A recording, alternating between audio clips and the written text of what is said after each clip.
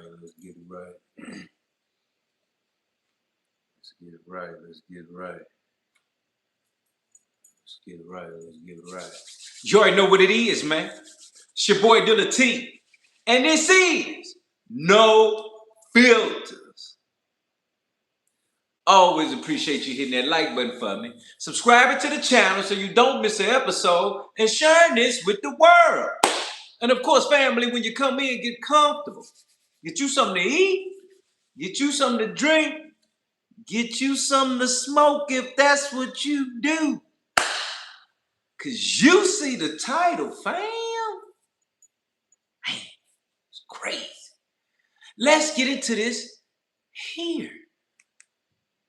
President Trump just shocked social media after posting this AI-generated photo to his Truth Social platform. While the administration states this was intended to depict him as a healing doctor, many observers, including some of his own prominent supporters, have pointed to the striking messianic symbolism in the image. This has sparked an intense debate. Is this a matter of personal branding, or is there a much more calculated reason behind this specific timing? Today, we are breaking down the hidden imagery in this post to reveal exactly what it tells us. By the end of this video, you will understand exactly why he made this post.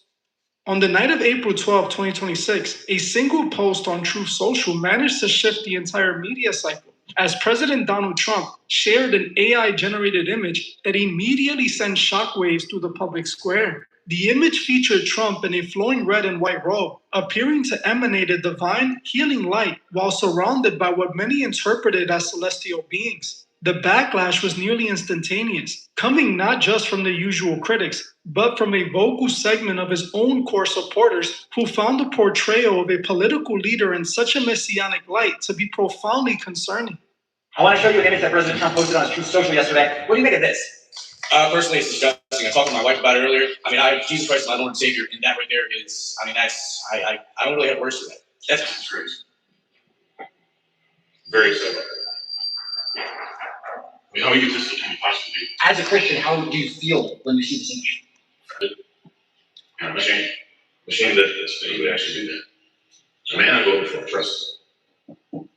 Chris in the building. Many Hello, of these within in the voices building. who have been with 314 the administration in the since the building. beginning openly denounced the image as a bridge too far, calling the visual messaging both distasteful and disrespectful to the traditions they hold sacred. To understand why this specific image appeared when it did, we have to look at the explosive timeline of the 48 hours prior. On Saturday, April 11th, just one day before the image was released, Pope Leo took to the global stage to issue a pointed critique of the current administration's handling of the escalating overseas conflict. The Pope's words were focused on the rhetoric being used to justify military actions, and the president's response was equally aggressive, labeling the Pope as weak and terrible for foreign policy. The president made it clear that he viewed the Vatican's intervention as a direct challenge to his authority. Less than an hour after this public exchange, the controversial image was uploaded. Because of this specific sequence of events, a massive number of observers have concluded that the post was a calculated response to the Pope, a visual declaration suggesting a level of authority that rivals or even transcends that of the Vatican.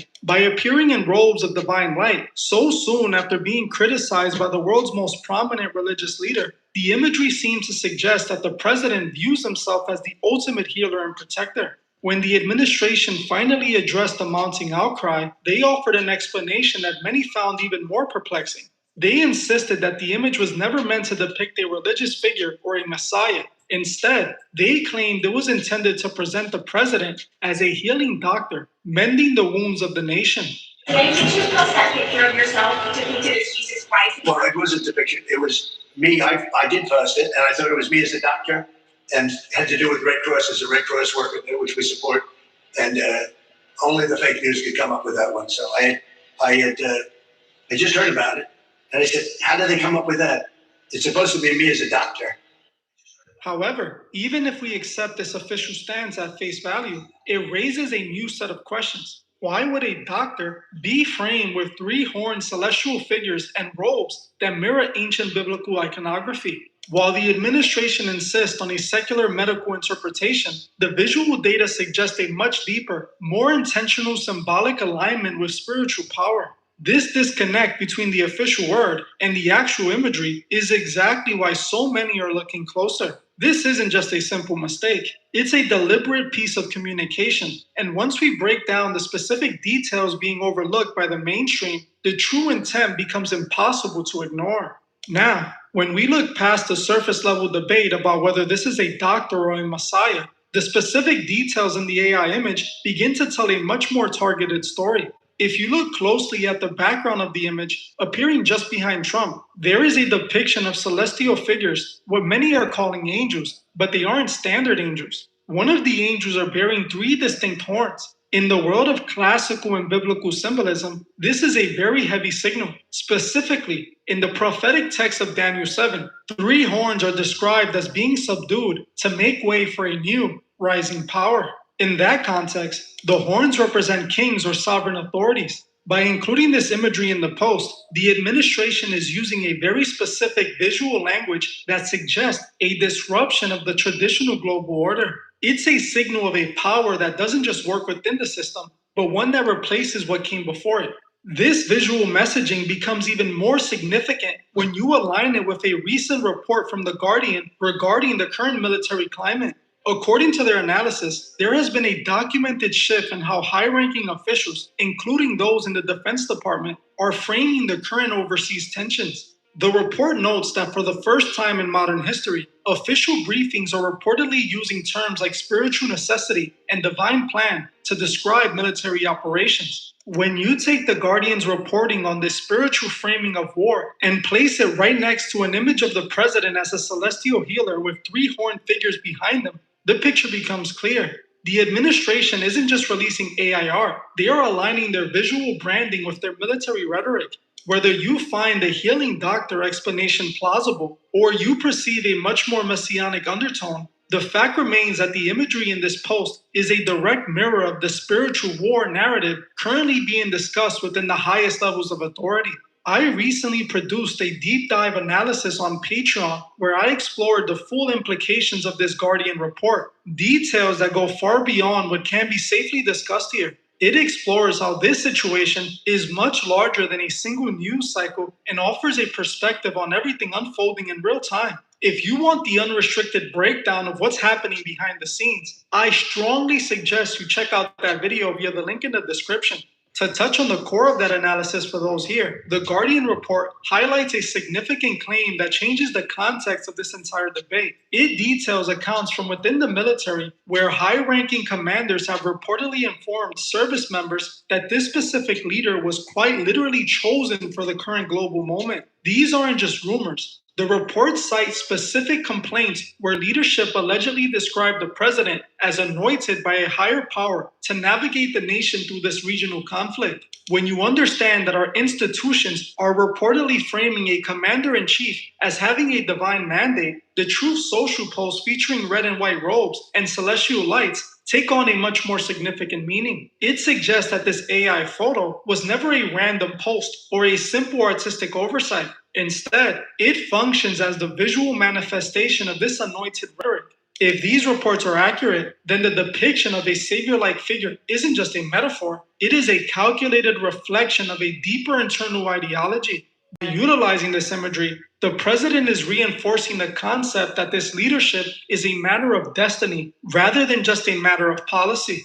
This is precisely where the doctor defense begins to break down for many observers. A doctor is trained to heal physical wounds, but a figure presented as chosen is designed to lead a total movement. When you combine the specific symbolic presence of the 3 horns with the reports that the military is being told this conflict is biblically sanctioned, you realize we're looking at a unified branding strategy. This represents a total shift in how power is being presented to the global stage. A shift that demands attention regardless of your personal beliefs. From my perspective, this wasn't an accidental controversy. I believe the reaction to this post was entirely anticipated, coming so soon after the public disagreement with Pope Leo.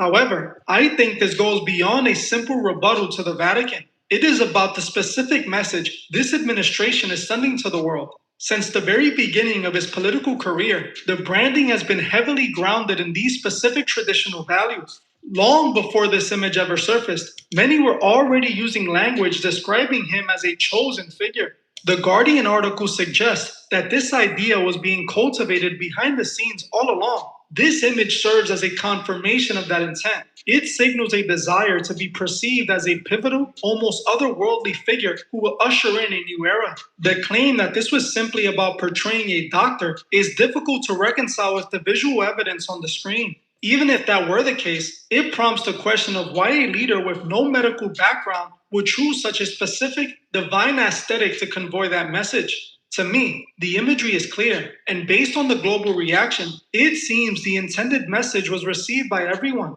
When we step back and look at the full picture, from the timing of the conflict with Pope Leo to the specific three-horn symbolism in the military rhetoric reported by The Guardian, we aren't just looking at a social media post, we are looking at a masterclass in psychological and symbolic branding.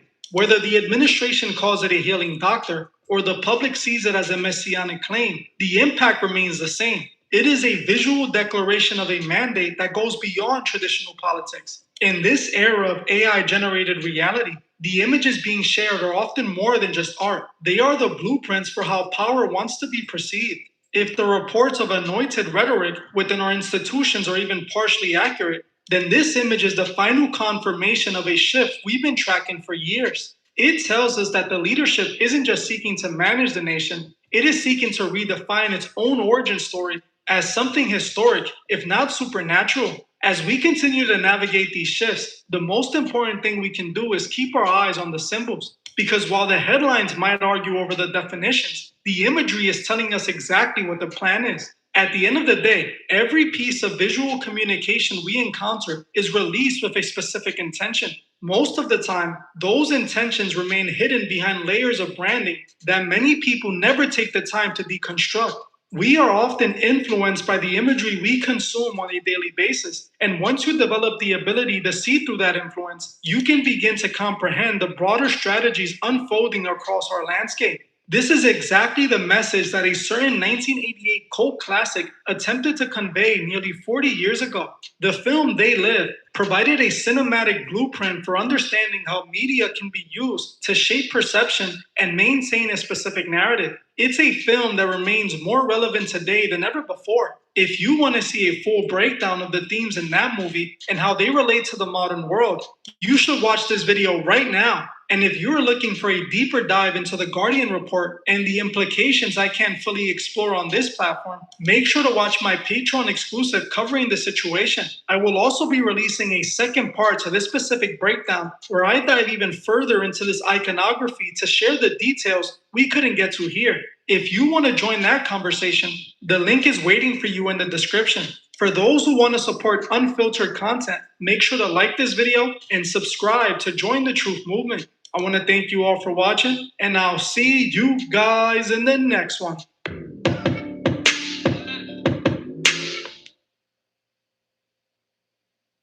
Speak that actually changed it, so I actually didn't get to actually lay eyes on Barack Obama. I remember how polarized.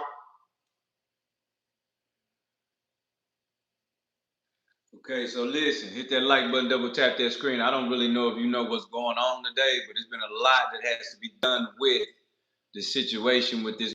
I don't know how serious you really take that. For those that do believe and understand, I don't know what you understand, that that's not a game, but right now, the homie DDG is really about to break down his position with dark magic and why he even did this shit in the first place. It's pretty embarrassing to mock God when he's been the creator. So I don't really know what's to come for Trump, even if he don't care because he don't believe what we believe. Hit that like button, double tap that screen. It's a real thing if you believe in God, but if you believe in nothing like atheists, I feel so sorry for you. I really do. Because the worst thing is you don't have an understanding on, and you gotta know that it's a greater power bigger than you and me. So I encourage you to definitely listen to this video to the end, because this is very serious. So you can kind of understand the kind of what's really going on in that background about who praying on who worshiping what, and how black magic is really used in the White House. Oh yeah, Diddy got a podcast.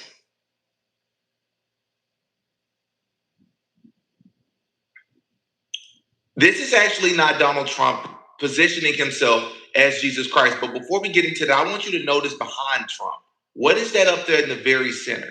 I'll speak for myself when I say that this just reminds me personally of the Baphomet. The shape of it is similar to this. You see the Baphomet's head shape here with the horns, right? The shape of the goat's head is almost like an upside down triangle, right? It gets thinner to the base, almost like a 90 degree, like a 30 degree angle, and it spreads a lot wider heading up towards going out to the ears. That's what that reminds me of, that middle image right there for Donald Trump. Y'all see what I'm saying? Also, something else I noticed about this post is the person that Trump is allegedly healing. To me, I'll speak for myself. That person looks a lot like Epstein. And once you see it, it's kind of hard to unsee it. Of all the images they could have used, they decided to do someone that has a very similar phenotype to Jeffrey Epstein. Do you all think that's a coincidence? No. There's a lot of images you could have used. You use somebody that looks similar to Epstein, almost as if to say this is him healing or protecting the Epstein class, right? So anyways, Donald Trump would actually go on to remove that post. He deleted it, and he was actually questioned about the post. And I want you all to first take a listen to what he said about the post. Well, it wasn't depiction. It was me. I did post it, and I thought it was me as a doctor, and it had to do with Red Cross as a Red Cross worker. That a human being can find new order. And you know, it's not so stupid thinking about this in that way. It's completely turning things upside down. Because since Trump is around, things are changing. You know, I'm sure to share with you one really funny opinion. But there is in Lapland, there is a group of the shamans there who do something called collective dreaming. They will go together in seclusion and do the rituals with eating very little food and being in solitude for a long time. And they will go and dream the dreams. And the dream have to be collective, same dream. So coming out of this dream, there's once of the... Say that again, fam. I mean, I love what they was trying to tell you, that the lie was the stream was acting up on YouTube, but you back up now, you good though. Oh, okay. I appreciate you. Yeah. All right. Oh yeah, you know we Shaman told. Hell yeah, that's real. That actually the best thing happened in this planet right now is Trump to be the president. I said, how is this possible? It's the best thing to happen. He said, yes, because he's so irrational, he's so crazy. That's actually create that awakening, that we finally wake up. Because before it will be another guy and everything was similar. But he's so different than anything else. So he's the magician who waking us up. What do you think about that? That kind of theory. And I actually misspoke. Her first name is not Sabrina. It's Maria Abramovich. Maria Abramovich. You all heard what she said out of her own mouth. Do your homework on her. We've talked about her many times over the years on this channel. This is definitely a witch that participates in occultism. And I've said before, I've been saying Donald Trump is not a Christian. That's not a hot take. I'm going to go a step further to something that may be a hot take. Donald Trump is an occultist, allegedly, that he practiced the occult. I believe he practices dark magic, and that shouldn't come as a shock to a lot of you all at all. That does not mean that he can't do some things that we deem to be good. It's not what that means at all. You understand? It's not what that means at all, right? This is the magician, right? There's something, this right here, for those of you that don't know, is the tarot card, right? And this card right here in particular is called the Magician Tarot card. Now, we're going to go somewhere and read what this card is about. And I'm going to tell you why the post that Donald Trump posted, or that he uploaded and then will later delete, the purpose of him posting it when he did. It's not a coincidence that he's in red and white, right? But we like to read over here. So let's go. Let me take you all over here, and we're going to read this together about the definition and the meaning behind the Magician Tarot card. All right? Boom. So it says the Magician Tarot card. The Magician Tarot card meanings. All right? There's the card there. All right? As above, so below. You see that one hand up in the air, one hand down. That's as above, so below, which is, once again, the Baphomet. That's Freemasonry, duality.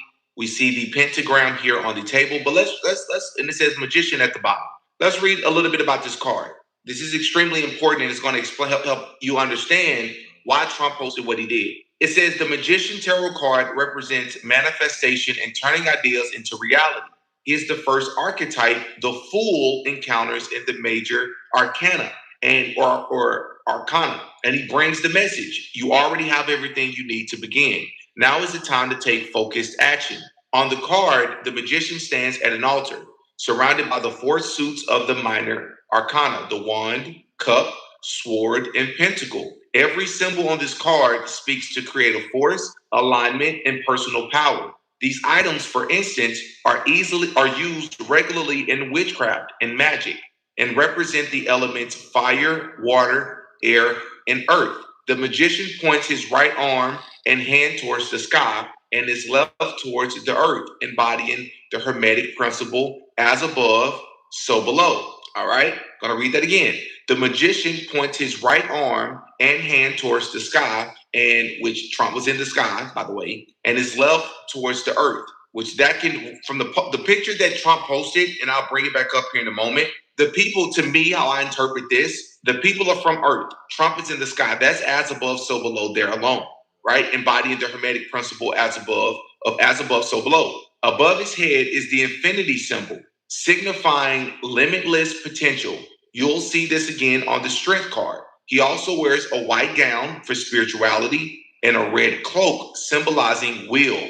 All of this represents his connection between the spiritual and material worlds and his ability to take an idea and manifest it into reality. All right. So the magician keywords, upright keywords is manifestation, possibility, willpower, skill, personal power. Reverse keywords, manipulation, scatter energy, illusion, misuse of power, self-doubt. Keep that in mind. We're going to come back to that. So the magician, all right, here's the card here, all right. It says upright, this stands for manifestation, personal power, skill, resourceful, infinite potential. But when it's reversed, it means not using the talent, not using your talent, ignoring your potential, manipulation, getting in own's way, trickery.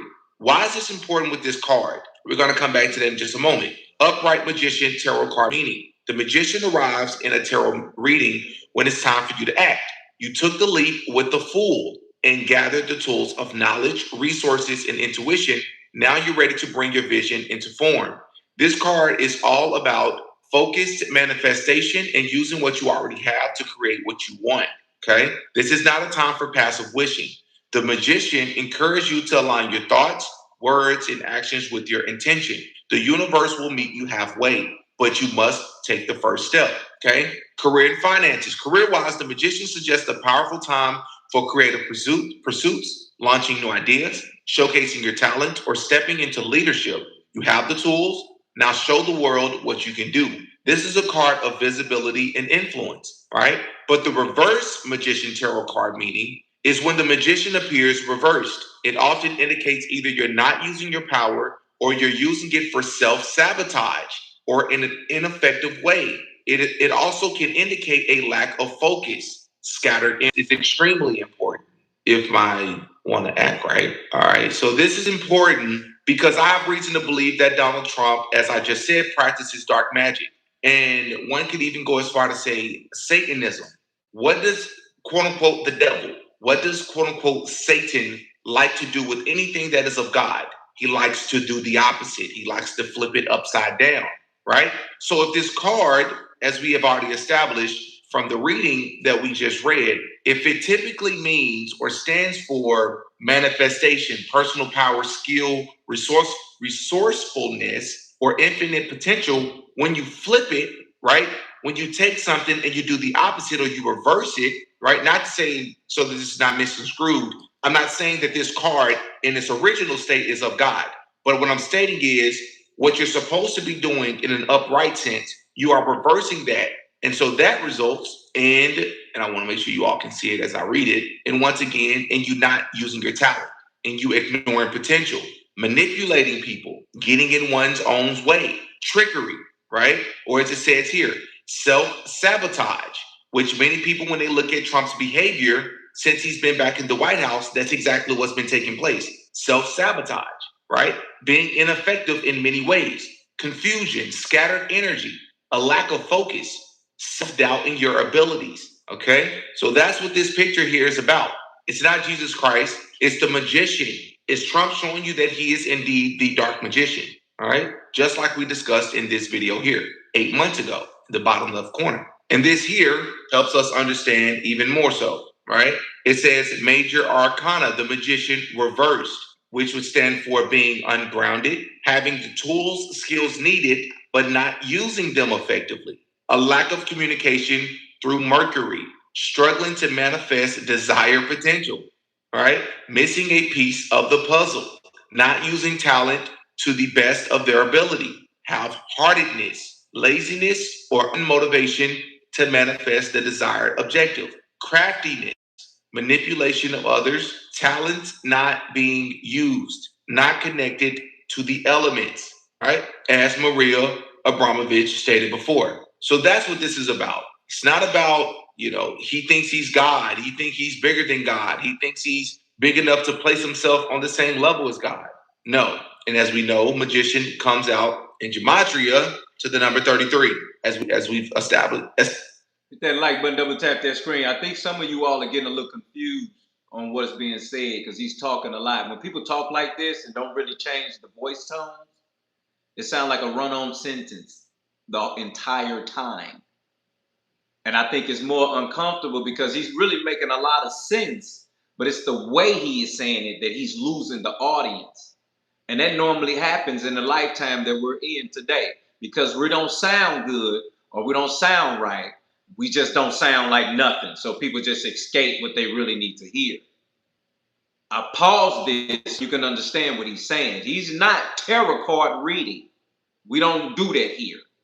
We don't read tarot cards here. Okay? So he's not doing that. What he's showing you, the lady Maria Abramovich, or how you ever pronounce her name, very serious lady. She lets you know she's an occultist, what she believes in, and she stand on it. I respect her because she stand on it. She's not out here deceiving, influencing, and she ain't lying to you bold-faced. She's letting you know I'm of the devil, I'm of Baphomet, and I'm of these things of the world. Okay, that's one thing. Now, she's working with him, but she's telling you that he is the black magic Messiah. And that the age of corruption and confusion that we are in lines up with who he is. One of the tarot cards read good shit. But when you turn the tarot card around, it lets you know how that same good can be used for bad. That is all that he is reading right now, so you understand what's going on. This is not a tarot card reading. They're letting you know that you can be be enlightened in who you are and understand who you are and everything you need to do to become more, to grow. But if you're not growing in good and using it for good, they're letting you know how it can be used for bad. And that is what he's breaking down. And that's basically what he's saying, that Trump is using his authority and his traits and his personality and everything that his calling is supposed to be for bad. Hit that like button, double tap that screen, explaining that for sure. Let's go. Established that many times there you go, Lori. on this channel. So now can people see what's going on here? Now take everything that we just established, everything we just read, and couple those things with the information shared from the Illuminati card game.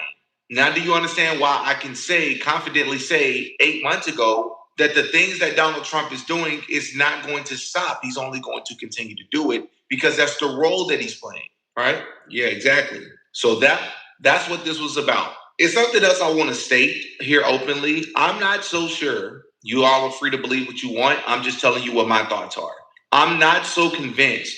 Man, I want to be careful. I don't want to be reckless with my words. Don't be scared. There's a good chance that Donald Trump may be our last president. There's a good chance he may be our last president. I'm not saying that as an absolute. I'm not saying that as a fact. I'm not saying I know. I'm just saying there's a good chance. I was speaking to a friend a couple of days ago, and I'm going to tell you all what I told him. And he may be watching this video. In my lifetime, I'm 31. In my life. Okay, real quick. Press 1 if you think Trump is the last president you will see.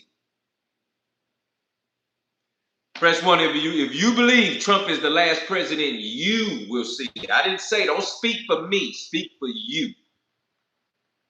Press 1 if this the last president you believe you will see in this lifetime that you're in. Funny, serious situation about why I'm asking you this question.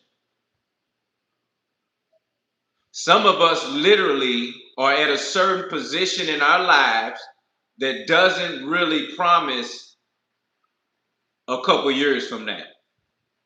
Some people are living a certain type of life that's not really even promising tomorrow for some of you. Then you have others who is prepared to be here for another 5 to 10 years.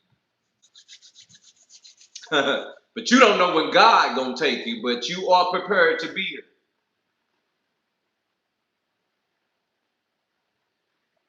Press 1 if you believe World War III will be used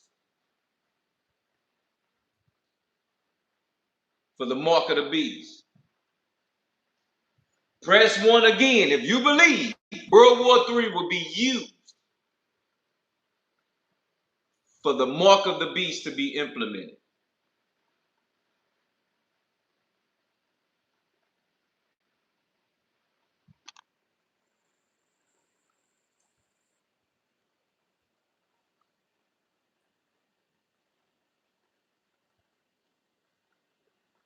Oh, I'll wait on you. I got time. I just want to know what people believe in here. Because I come in here and I talk, I say stuff, I be going through this, that, and the other. But I didn't really miss the mark about really engaging and understanding. I don't really know what people think about really where you're at.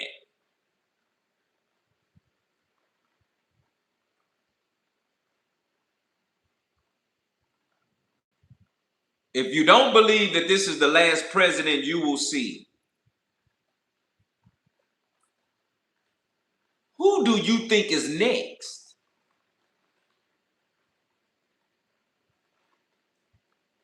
I wait on the comment. I wait on every comment, every written, every spoken word, fam. Here, go ahead. Because you gotta look at it like if you know that you feel like you're gonna be here, who's next then? Because if Trump is creating all of this ruckus, so much of it, and I'm talking about there's layers to it.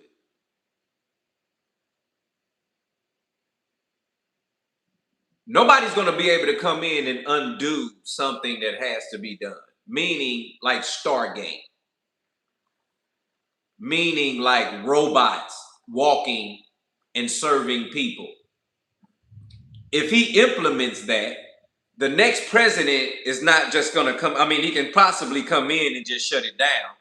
Don't get me wrong. But I think what I'm saying is that he's causing so many problems that the next president wouldn't be able to just come in and just fix it right off the flip. You get what I'm saying, Theo? That's the difference I'm talking about. Where you wouldn't just be able to just come in and say, hey, I'm Superman, I'm going to save the day. You get what I'm saying? So I think for me, Queen's in the building, Queen Shay in the building, I think for me it's a difference because now, if it goes that bad, I felt like J.D. Vance was going to be the next guy because he's working with him right now. So I felt like, he could be the next to just take over. But I keep hearing how J.D. Vance is not even going to be a part of nothing. I keep hearing that they about to move him out. So in my head, I'm thinking like Kamala Harris. What Kamala gonna do? Don't nobody really believe her. She's not really, she's from over there. She's not from over here. Like how you thinking Obama was black and from the hood? No, he's from over there. He's from Kenya. Okay. She from like, damn, where's she from? She like a Mexican or something. Like Hispanic. I think she like Hispanic or something like that, man. So it won't be her. Who is next in line to be the president of the United States if you're still going to be here after Trump? I urge you to answer that question because half of y'all don't even know the damn White House names. Half of y'all don't even know who in the Republican Party. Half of y'all don't even know the Democrats. Majority of you all don't know.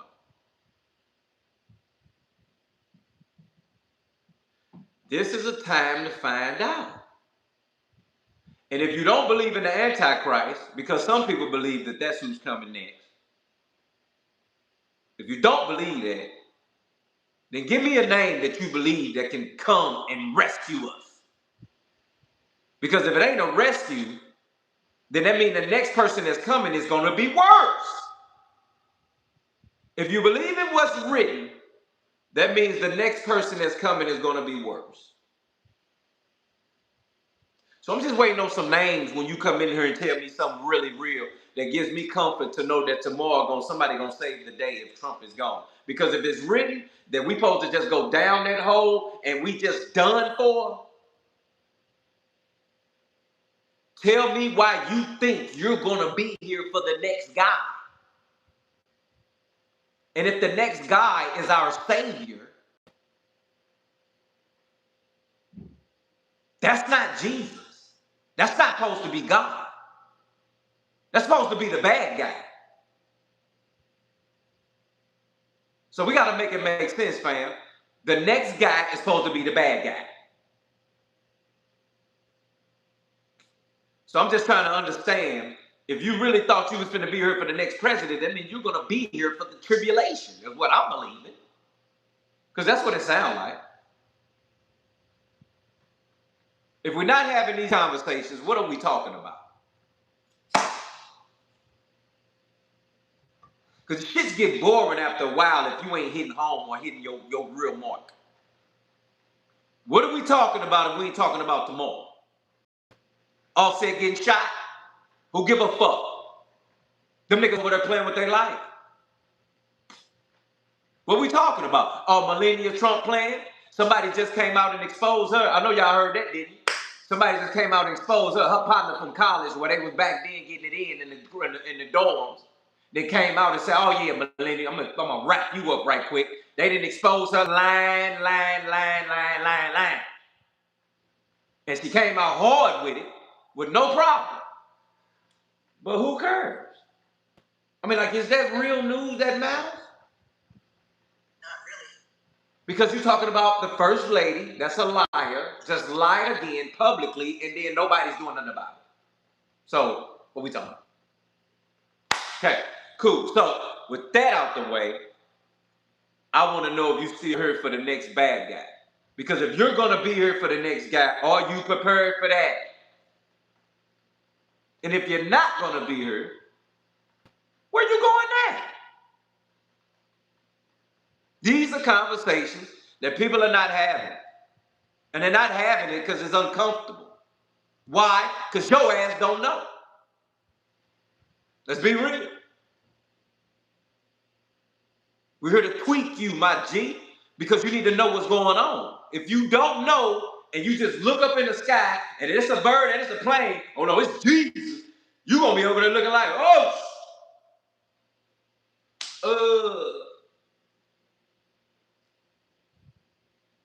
what you going to do then? Nene loves Savvy TV in the building. What you going to do then?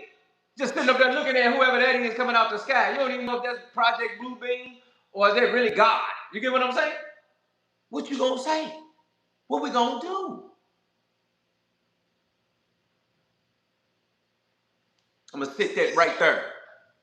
What you say? Lately, in the past maybe 5 to 10 years, we've had usherance of a lot of people with the so-called East Indian background, right?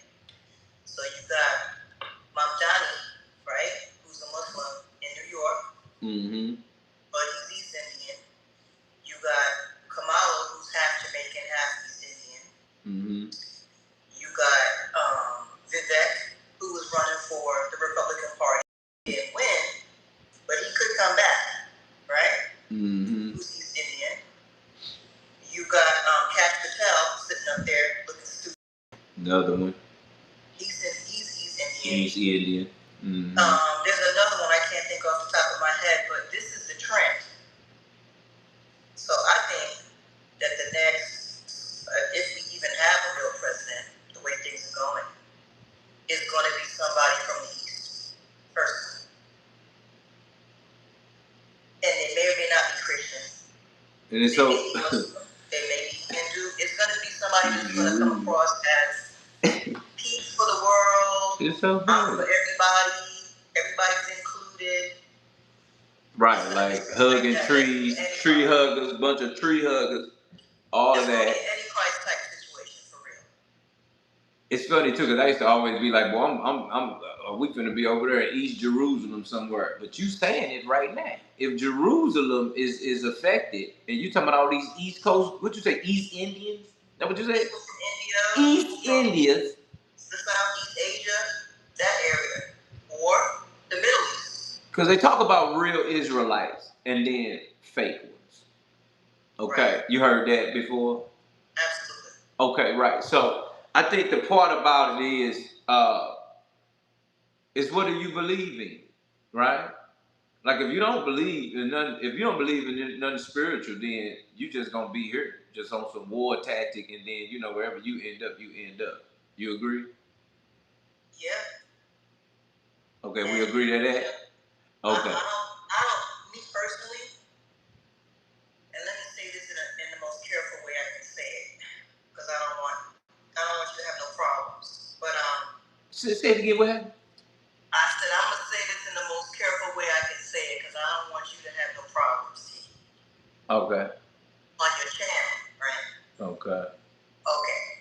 I don't think that the people that are over there that call themselves Jewish are the real people. Oh, like they ain't. They are Eastern European. You say like they is or they ain't? They are not. Okay. Mm-hmm. They're descendants from Esau, Ashkenazi Jewish, Eastern European, Polish, Albanian, Armenian, whatever the case may be, Ukrainian, Eastern Germanic, Slavic, whatever, all the way into Germany, France. Those are Europeans. They're white people. Oh, okay. They are not the real. That's kind of folk. out of hand. You're not the real folk. And the book of Revelations 2:9 and 3:9 talks about them. Oh, book of Revelation? Yes, sir. We're seeing all this stuff go down in real time. Okay. So think about it for a second. If you ain't even like believing like spiritual, like, oh Lord, thank you, Jesus, hallelujah, and like speaking in tongues, like, right. If you don't believe in that, but you can open up the book of the Bible and start reading the passage.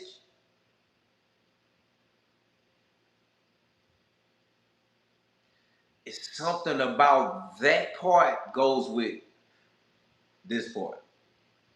You get what I'm saying? But people don't believe it. Some people believe it's just a book, you read it, you believe it, or you don't. You get what I'm saying? And I think it's more difference when I'm talking like that because I'm trying to get people to see you can't really read the Bible with the same eyes that we looking at right here. You get what I'm saying? Because if your spiritual eyes not open, you hear me? You're not really going, what's the word I want? It ain't even understanding. You're not going to really, it's a deeper word, huh?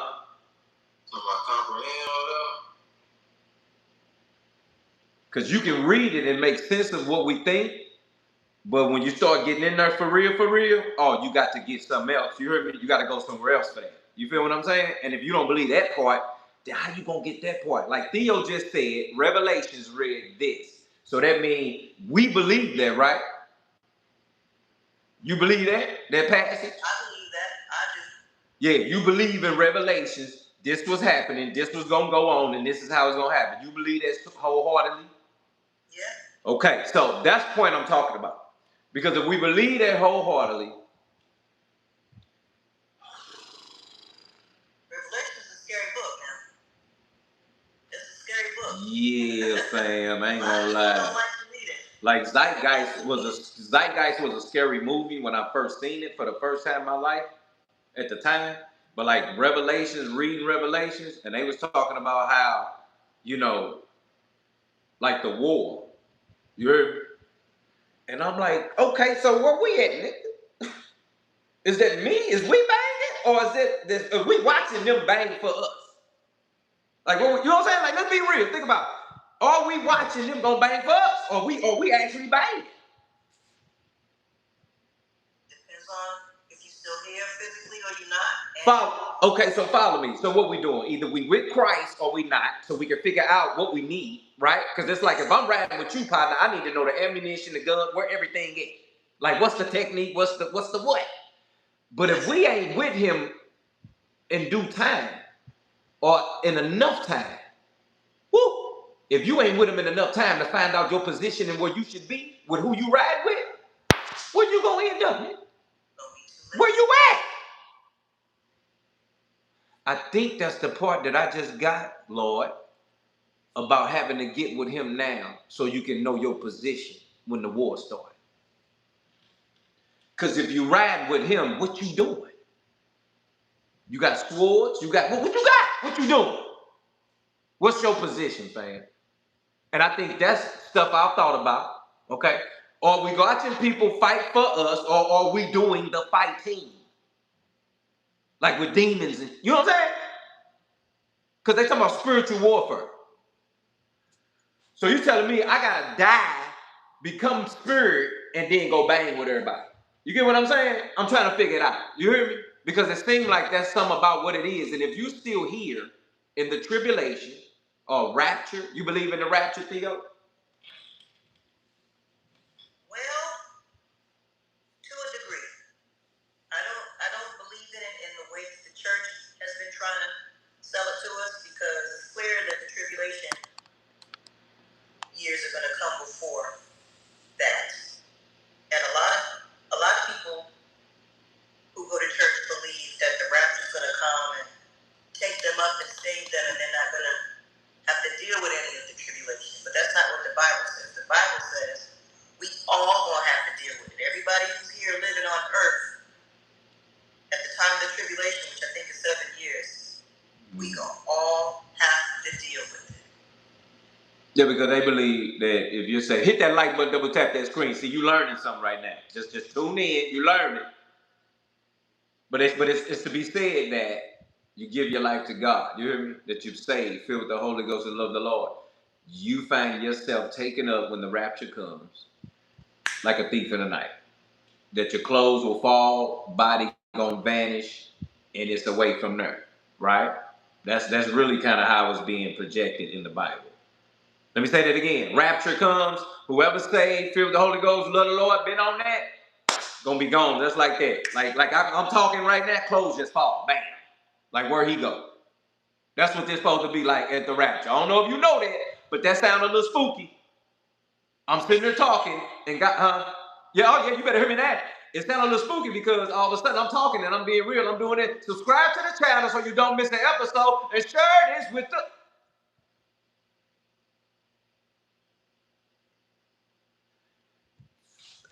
If somebody don't come do this, like, is that nigga down there? Or is this close? Like, where is he at? Is he down there? If my clothes here, fam, they say I'm good. That means you good. If your clothes hit the floor and you don't see fam no more, that means you good. That's what they say, Theo. That's what they say. Huh? You ever seen that movie Left Behind? You ever seen that movie Left Behind? Left Behind. What's that song? You ever seen that movie Left Behind? What's that song? What they say? It's a movie. Left Behind? Who is that? Nicolas Cage for one. Nicolas Cage. Okay, Nicolas Cage. He the one play Face Off, ain't it? Play Face Off, you know what I'm talking about? That's my movie, boy. Face Off. That's my movie. He's in it. And there's some other actors in it, but they do a pretty good job of, depicting how it will be, when the rapture comes. And he's a pilot, and he's not saved, but his wife is. Okay. And his youngest son is, and his daughter's in college, and she's not. So he's flying the plane in the sky, and his co-pilot is saved.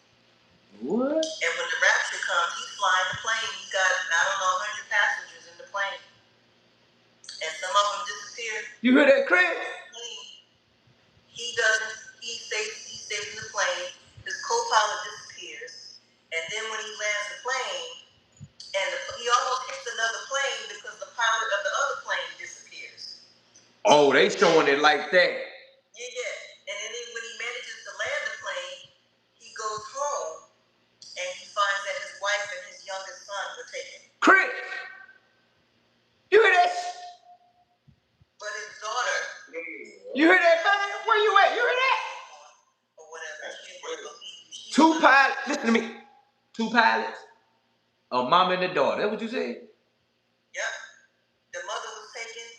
The baby son was taken. The daughter was left behind, and her father. So that mean they was bad because they was left behind. They mean they went with the Lord. That's what that's supposed to mean, Theo.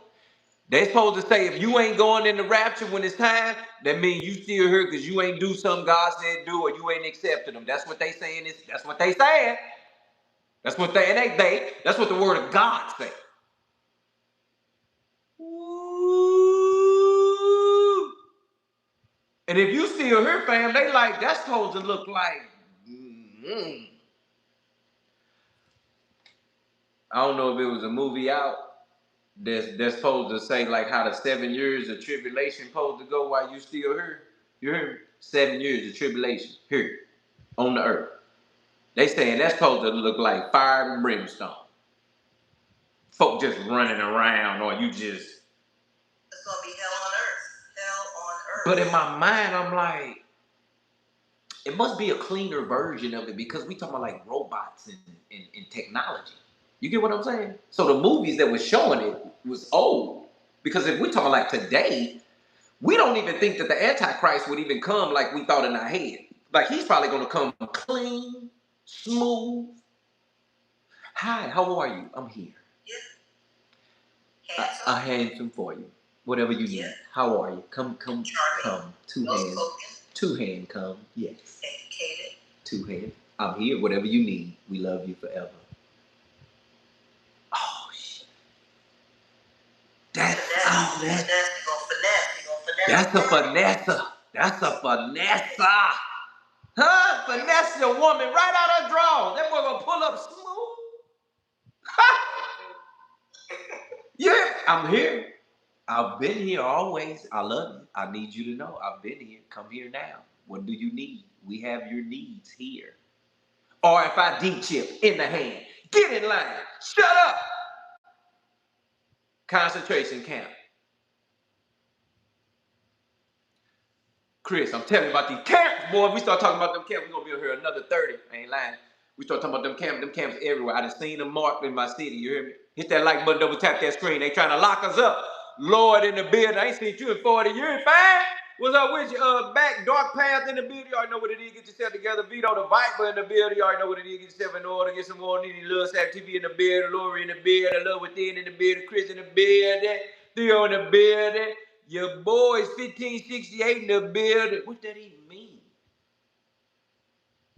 What's that? See, that don't sound right. Hit that like button, double tap that screen. Let's go. That sound nasty. You better get straight. If you ain't who you is. That boy don't sound like that. Don't sound welcoming. In my lifetime, I don't know if we've ever been in this position before. This is the most unique position we've ever been in before. When Barack Obama was elected, I remember, a lot of you all don't know this story. I actually went to Washington, D.C. One of the first times I've ever left the state of Arkansas. And it was to go to Washington, D.C. And long story short, I actually got out there and I was lost. I got lost. In 2007, I was what? Man, I was like 12. Yeah, so 2010 was, do the math, was 16 years ago. 10 years ago, I would be like 15. Yeah, I was like 12 years old. And I actually got lost in Washington, D.C. I got lost for like 9 hours. Something crazy. I got lost that morning because they were fearful that somebody was going to try to pow Barack Obama. The original place he was supposed to speak, they actually changed it. So I actually didn't get to actually lay eyes on Barack Obama. I remember how polarizing it was for Barack Obama to get elected. A lot of people thought that the country would never get to a place where we see a colored person, right, a black man in office. And obviously on the other side, post his presidency, we can clearly see that was a psyop. But I mentioned him to say, even that time was not like this. Trump is serving a completely unique role in the White House because he was in the White House once, would go on to lose, but then get reelected after the fact, which is like, I would imagine that's very hard to do. And Trump is polarizing for every reason but his skin color. It's because of his behavior. If you're on the left, it's because of his politics, his policies. But Trump and the things that surround Trump is completely different, bro. The energy in the world right now is completely different. It wasn't anything like this with Trump, with Obama. It wasn't anything like this with Biden. And it wasn't anything like this with Bush. And that says a lot because some things happened under Bush. For Trump to get elected, January 6th to take place, then COVID comes. A lot of people forget the Kobe Bryant thing happened, which was major news. I know it's sports related, but a lot of those things are intertwined. But that may be a Patreon discussion. I just don't know where the country goes from here, right? Like every other president, what I was talking to my buddy about, I was saying, or we were saying, every other president of my lifetime, we could almost have an idea who might get elected next. You know what I mean? Either we already knew the person, they were coming up in the ranks, but Trump is like the first non-traditional non-traditional president that we've had in a while, coming from the entertainment industry. Who comes after Trump? Because after what he's done already and what he's been doing, J.D. Vance doesn't have a shot. He doesn't have a cold in hell, right? He doesn't have a shot. So if it's not J.D. Vance, who is much more well-spoken, much more professional, much more of a people's pleaser than Trump is, that being J.D. Vance. If that man was to get elected, they would have to pull off some sort of huge psyop, Hegelian dialectic psyop to get people rallying behind J.D. Vance. Because what Trump has done, I mean, they're out of there. They're going to lose. I imagine they're going to lose the midterms, and J.D. Vance can start thinking about something else. The Peter Thiel experiment has failed. That being J.D. Vance. The Palantir Peter Thiel project. Mama K in the building, Ruth in the building. Don't worry about it, Mama K. They hating on me early, but this about to reset. Trust me, player. Hit that like button, double tap that screen. We listening to the fam. Experiment thingamajiggy, that being J.D. Vance, has failed. There's no way he gets into the White House as president at this point. So who comes behind J.D. Vance that we know of? The Democrats did such a horrible job. There's no way. And even if it was the Democrats, who do they have? Kamala Harris, stop it. No. She's not competent enough. She's not going to be able to word salad her way even close to enough to sniff a primary. All right. The only thing I can see is if something happened to Trump while he's in office, he does his dirt, he finishes out his role, and then something happened, God forbid, something happened, and then they move J.D. Vance into that position. That's the only way I can see this. Other than that, who? Because even if to my point that I was getting at, even if the Democrats were to gain some sort of momentum back, who would be their person? Right? AOC? Right? Jasmine Crockett? Who? Those people wouldn't work. More than half the country hate those two people. So who would it be? And because of that reason, I'm saying I don't like to scare people or fearmonger people, but this is one of the oddest moments in my lifetime.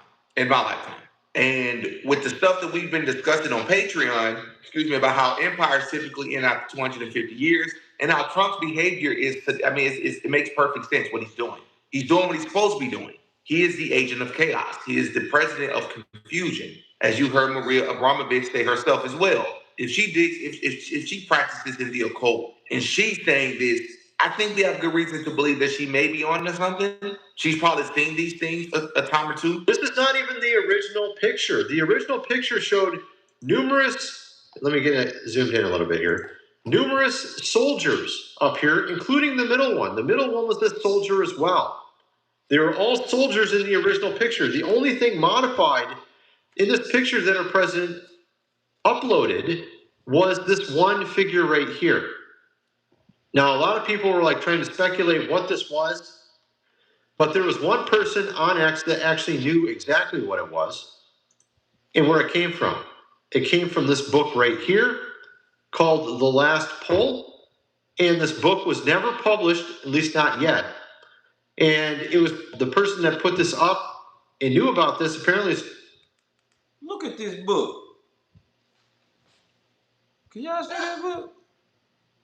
Look at this book.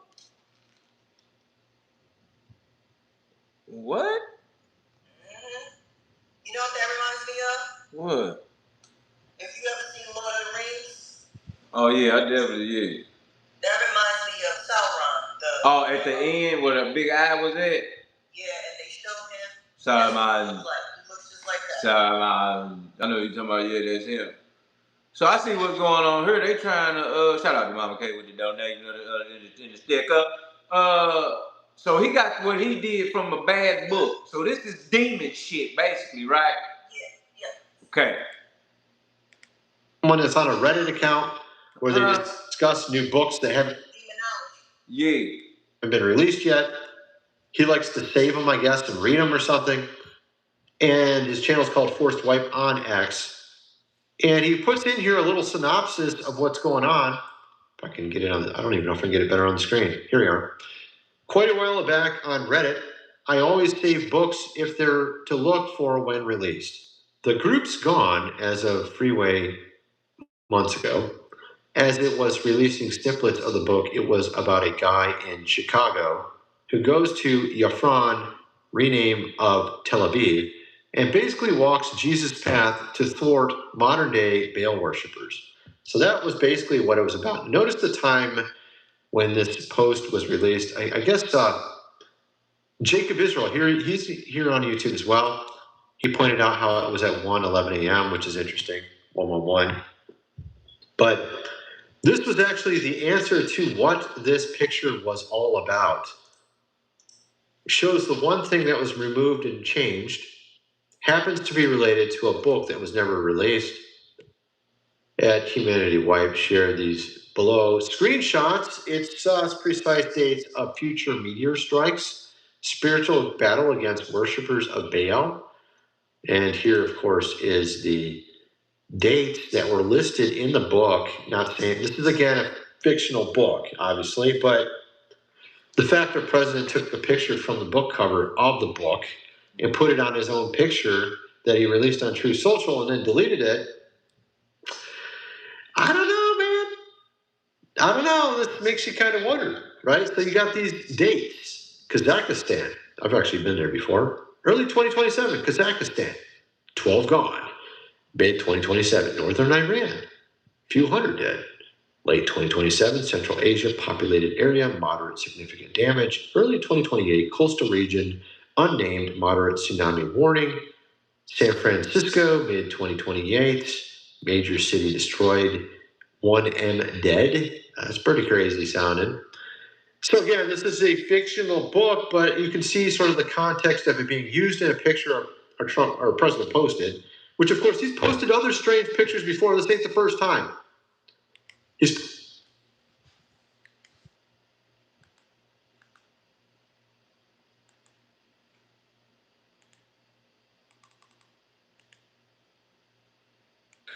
I feel like with the way the world is going right now, the end time signs are showing. And now we have in this video right here how this professor named John Lennox is warning us about the beast. And he's saying that it's basically already here.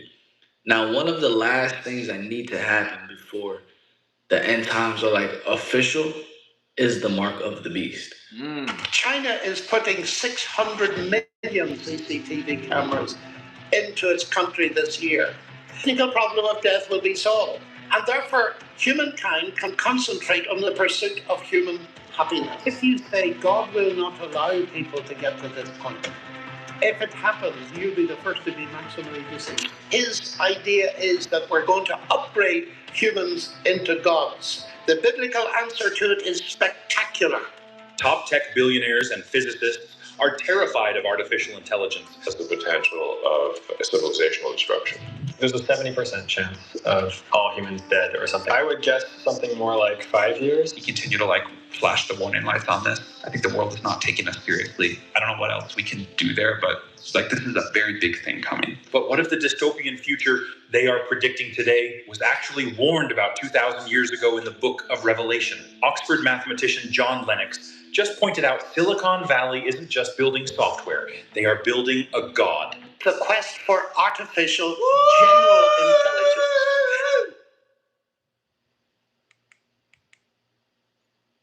I wrote by Theo. Spectacular. Top tech billionaires and physicists are terrified of artificial intelligence. Look at the screen. Of civilizational destruction.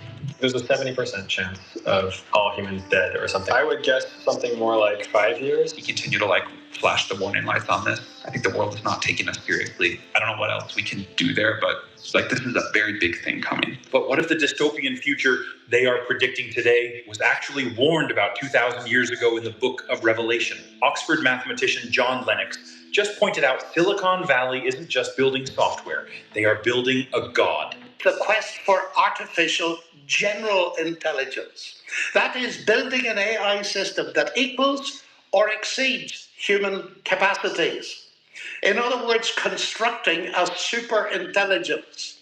And that is often referred to as transhumanism. And these ideas are being spread abroad prolifically around the world in many books, but notably a number of bestsellers. The first one I want to bring to your attention is Homo Deus by Yuval Noah Harari, an Israeli historian. It's called A Brief History of Tomorrow. Listen to Harari's analysis of where we have got to in global society. He says, in the 21st century, we have two major agenda items. Firstly, there's going to be a serious bid for human immortality. Not meaning that humans won't ever die, but meaning that they won't ever have to die. The technical problem of death will be solved.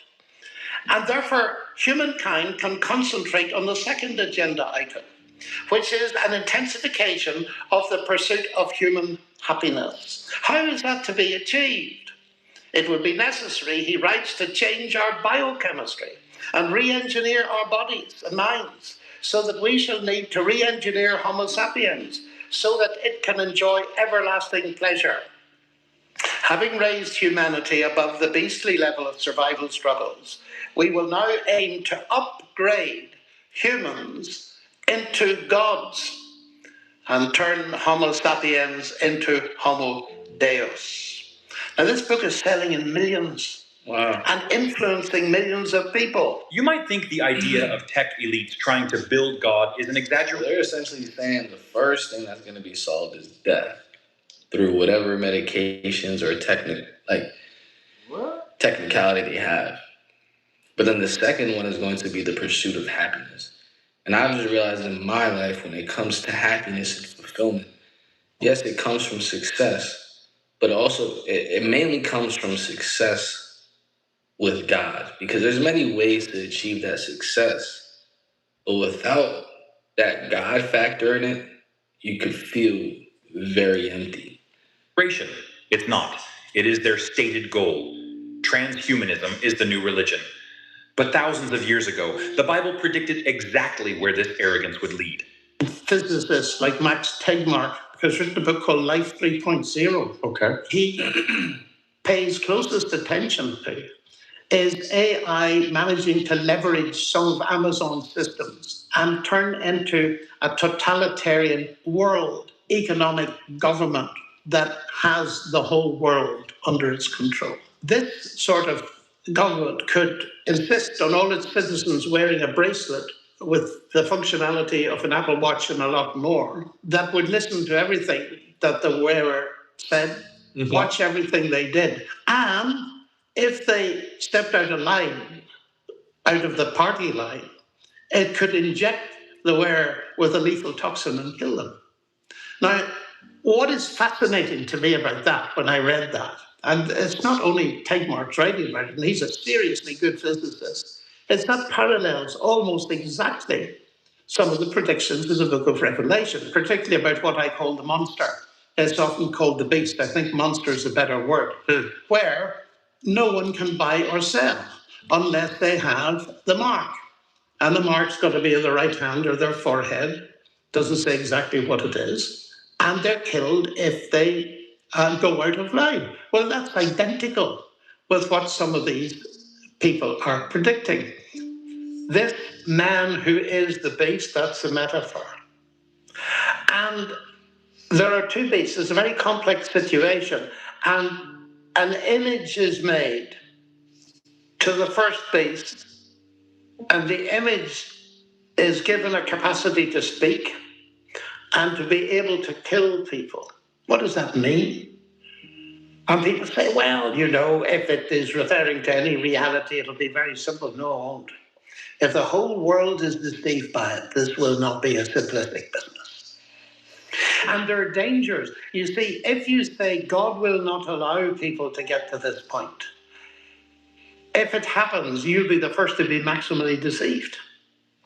So we need to be very careful. For centuries, people wondered how a statue or an image could speak and kill. Today, with the rise of deep fakes, generative AI, and autonomous drone weapons, a digital image that speaks and kills isn't a metaphor anymore. But here is the most terrifying question. Why would the world ever accept the mark of the beast? Why would we agree to this control? The answer seems simple: convenience.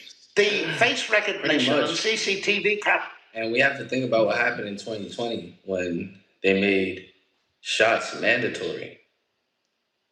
It's like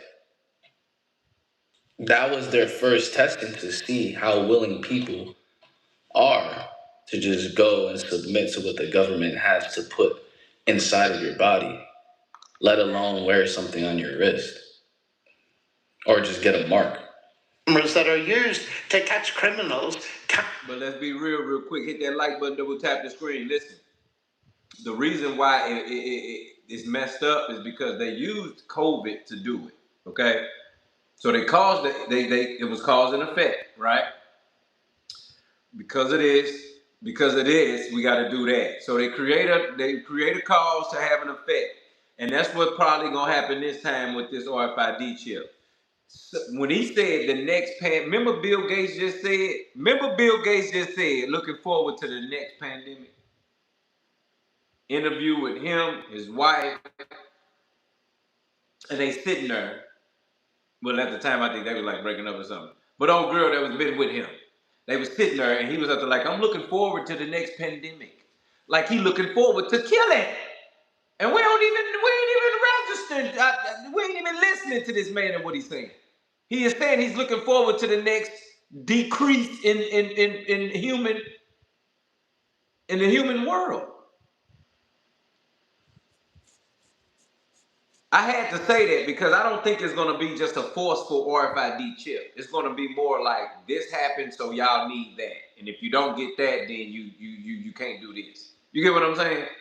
It ain't a thing about. They're gonna finesse us. Yeah, they're gonna They're gonna make it seem like it's optional, and then they're gonna phase it in, and then people are gonna accept it, and then for some point they're gonna make it mandatory. Either you get with this, or you can get with that, or you get nothing. And I think that's the part that's really gonna make it look retarded, because they're gonna make it seem like if you don't have it, then you got rabies. You know what I'm saying? Like if you don't get the RFID chip, then you're outside or something wrong with you, because everybody else has it. You get what I'm saying? And that's another psychological mind game to be played with you, because all of a sudden you just gonna think, oh man, I got it because everybody not, and I ain't got it, I'm messed up. When really you really good. Everybody else bad.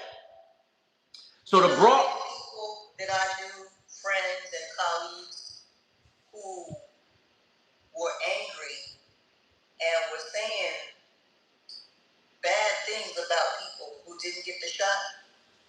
Oh man. Are you talking about the COVID? Yeah, they were calling me stupid, crazy, a conspiracy theorist. I got called so many names. Deserve to get COVID. There were people I worked with and friends that were saying stuff like that, and it got to the point where I just started being quiet. I started not saying nothing. I started my family. And then I had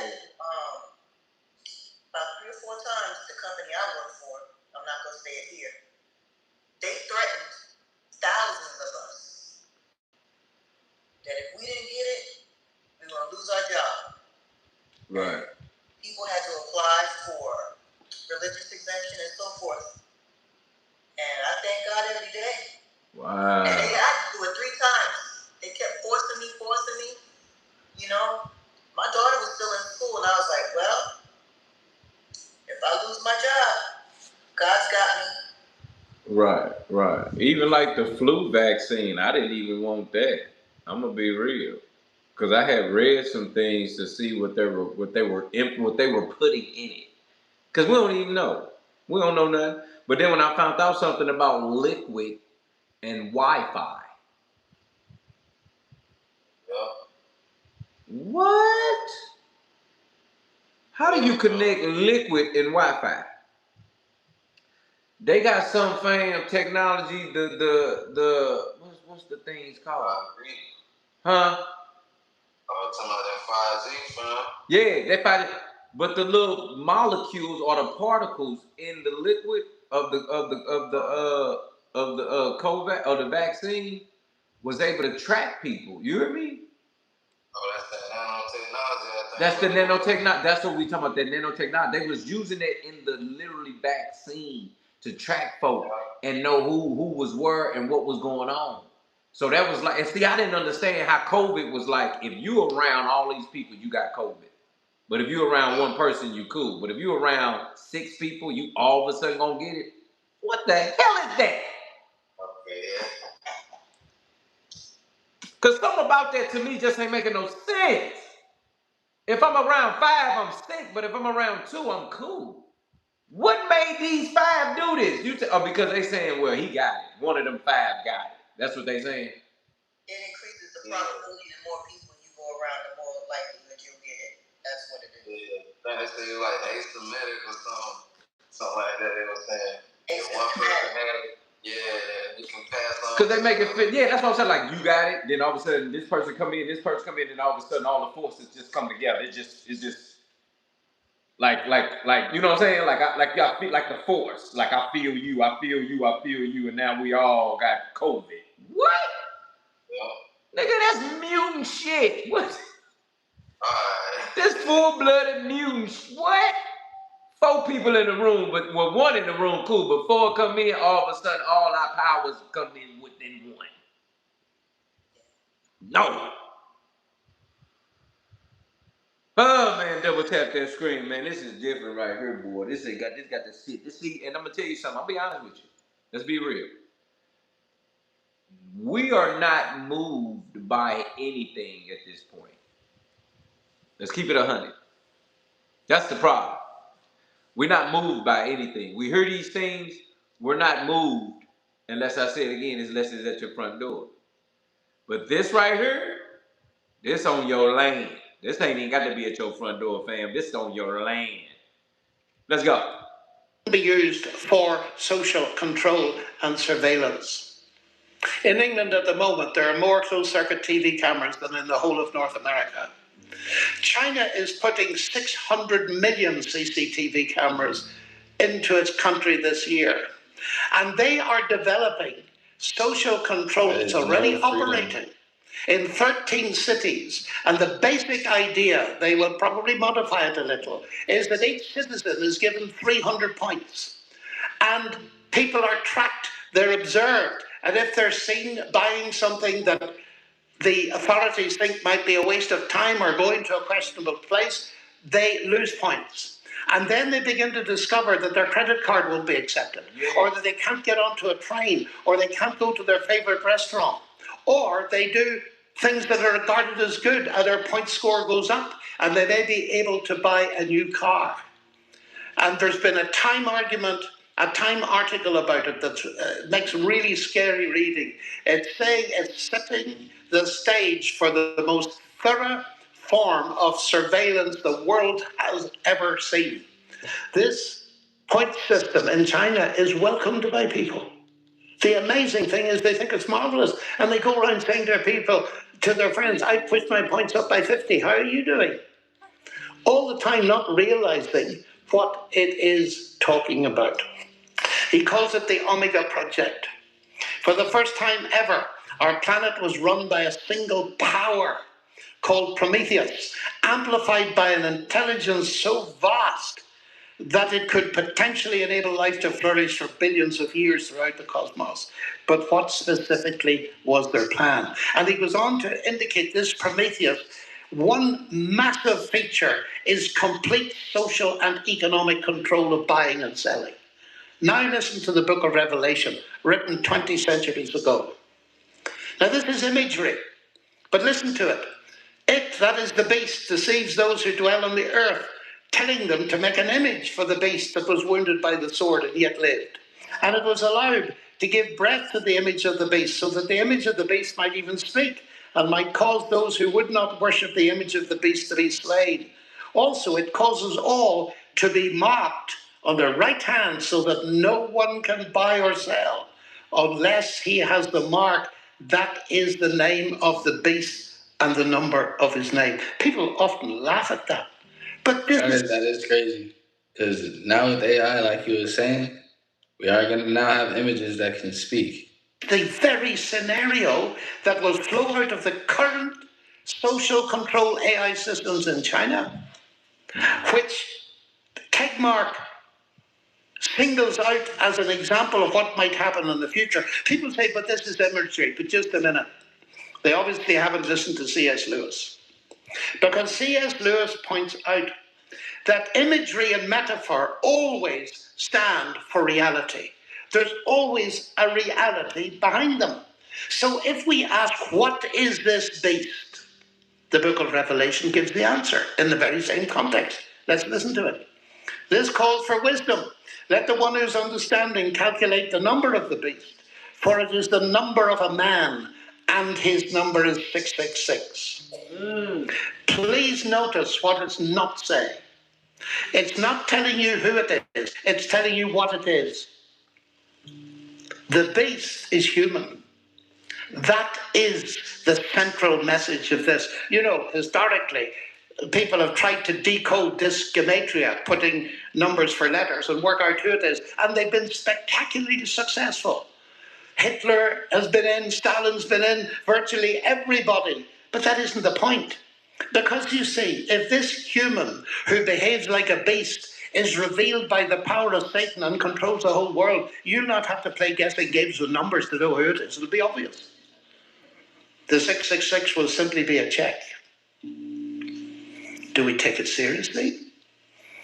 This is the way that Tegmark starts his book, talking about Prometheus. Here we have it in Scripture.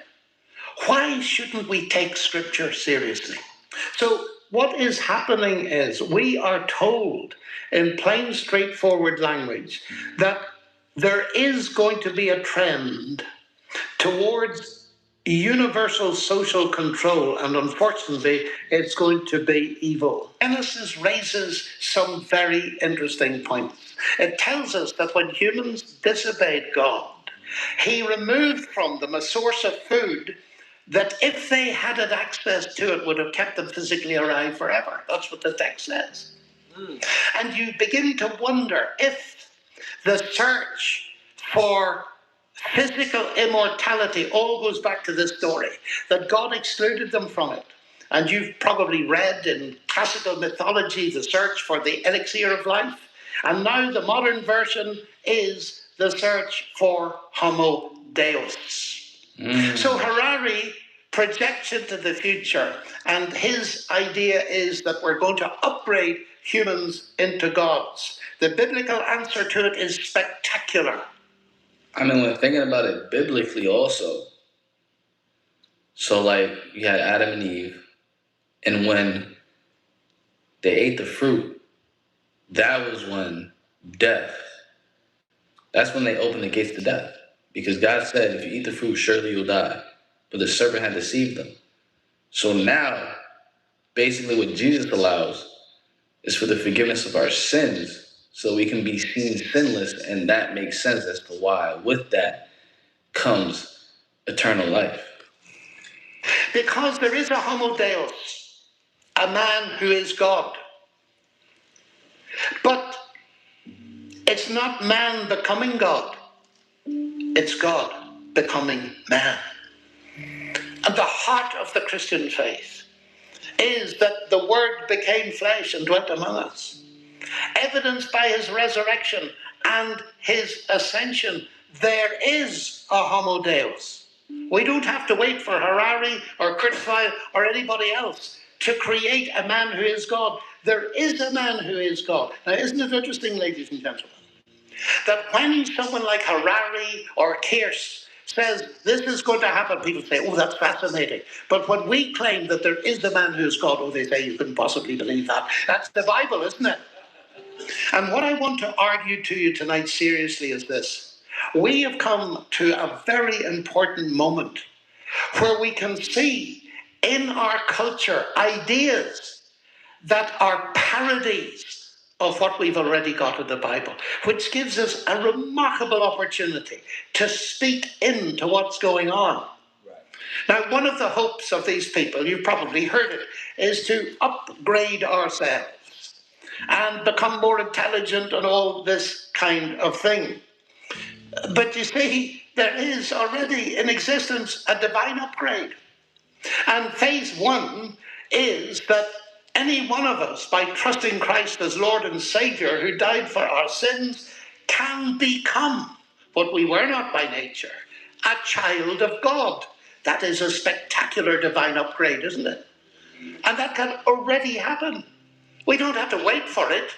We can receive the life of God, and perhaps by looking at it against the background of AI, we can see just how remarkable this is. We have something to say to our world. They're searching for it. They're nowhere near it. They're trying to get there. But we can say, look, God has become man. There is a man who is God. He has risen from the dead. And he invites everybody to become children of God, receiving a new life, eternal life, by trusting him. To as many as received him, he gave the right to become children of God. The serpent said, in the day you eat thereof, you shall be homo deus, you shall be as gods. Here's the biblical answer to that. God doesn't want to suppress anybody. He wants to make us his children, in his family, with the same kind of life as he has got. But there's more. The homo deus was here. He's left. He's returning. And publicly, to his judges, Jesus said, you shall see the Son of Man sitting on the right hand of God and coming on the clouds of heaven. Privately to his disciples, he said, it was said to his disciples, this same Jesus shall so come as you saw him go. Homo Deus is going to return. Phase one is becoming children of God through receiving Christ. Phase two is spectacular because it is a transformation. It's not bioengineering. This is what it is. Flesh and blood shall not inherit the kingdom of God, nor does the perishable inherit the imperishable. Behold, I tell you a mystery. We shall not all sleep, but we shall all be changed in a moment, in the twinkling of an eye, at the last trumpet. For the trumpet will sound, and the dead will be raised imperishable, and we shall be changed. This mortal must put on immortality. That is a wonderful hope in the midst of it. That's deep. Because, like, I already know it's in the works when it comes to finding a way to make human beings immortal physically, to elongate the life. We've seen it when it comes to, like, freezing human beings.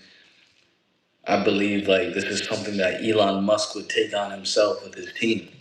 I mean, they're out here trying to fly spaceships to outer space. This is definitely something that they've been looking into. So, like,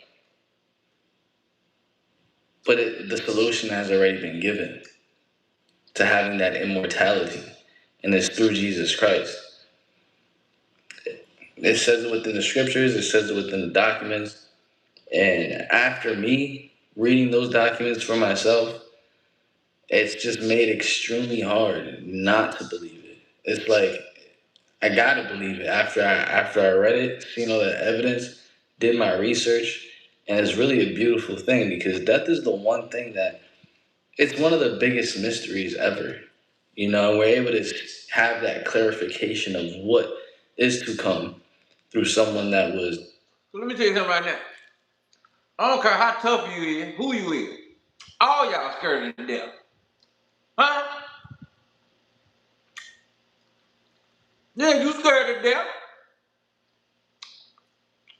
Tell me somebody that want to die right now on GP. I'm waiting. I'm here. I'm waiting. Tell me. I don't care in your worst time. Don't nobody want to die? And you know what's so sad? I had to fold my arms on this. We keep talking about how corrupt the world is, how toe up it is. Just don't make no sense, Lord. Help us, Jesus. But don't nobody want to die. So you mean you don't mind being here and alone for the ride? Because the only way to get up out of here, partner, is you gotta die. And you need to really understand, if God has ordained you to see it, you're gonna see it. Let's get that right now. If it's written that you're supposed to see it, or you gonna see it. God bless the dead and those that was with us before, because we love them, Jesus, for my brothers and my sisters, all of them. But the dead know nothing. And even in these moments and understanding, God had ordained those people to be gone already tonight. Go through that. You see what I'm saying? Now I believe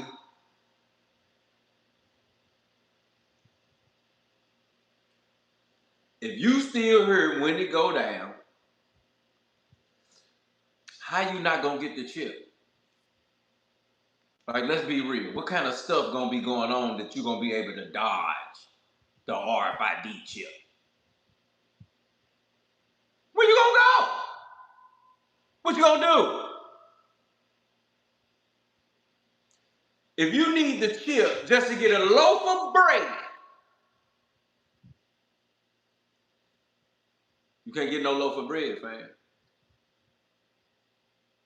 So you finna be running around underground, stealing, trying to live. That ain't gonna work.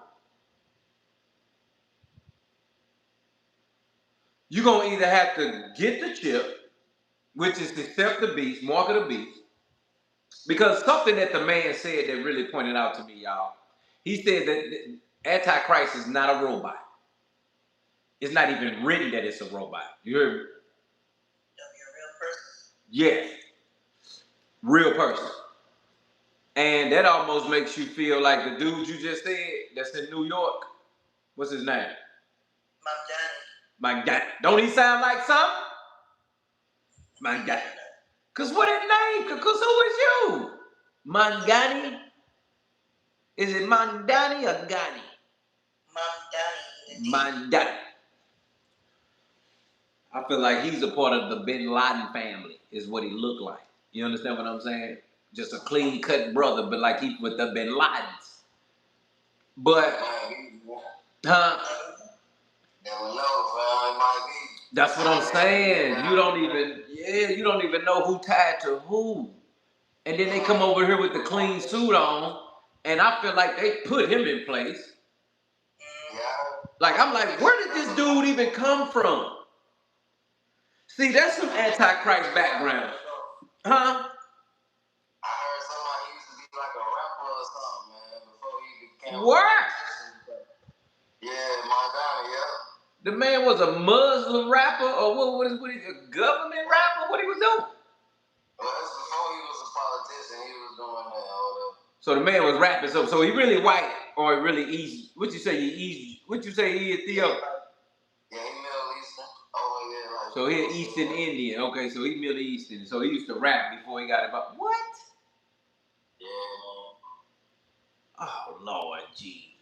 They got him rapping now before that. They got him rapping before. Now they really gonna relate with the world. Hit that like button, double tap that screen. We up in here. It's the reason we up in there. Huh? So he was born in, let me see. Say he was born, where was this nigga born? He was in born over there. He was born in 1991. And he was born in Kampala. In Kampala. He lived in South Africa for a minute with his family and Uganda. So, you know, Uganda was, there was a lot of East Indians in Uganda for a while because of the British colonization. And then he came to New York. So he had a hip hop career. In 2015 to 2019, and his name was Young Cardamom. Young who? Cardamom. Cardamom is like that spice that you put in your chai tea. That's what his name was. I never heard of him. Cause what? And was from UK.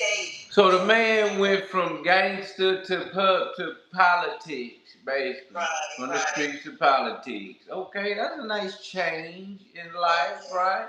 That's a nice turnaround, right?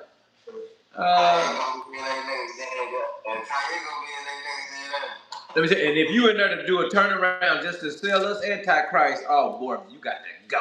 You hear me? We coming. Cause we're not gonna allow it. That might be what Kanye doing with that father and all that, man. Never know. That might be what Kanye probably insinuating, man, you know? Never know. He did say he was gonna run for president, folks. I don't know, man. If Kanye went for president and he actually become president, I'ma just, oh me. But what? That's the clone of Kanye. You got it? That's the clone Kanye. That's not the little Kanye. Clone Kanye gonna be the president, yeah. Right. But you see how easy you said that? How easy you said that? And that's all. Oh, that ain't the real Kanye. That's just Kanye. That's the clone Dave Chappelle. That's the clone Dave Chappelle. That's the clone Jim Carrey.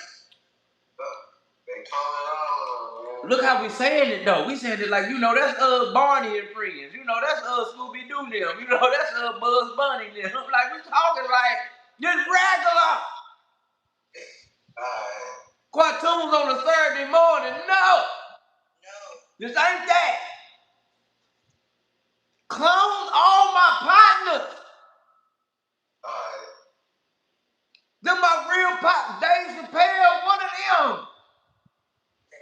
Remember the movie Blue Street? That boy came. What was before that? Independence Day with the lip. What was before that? To my half-baked and all that. Yeah.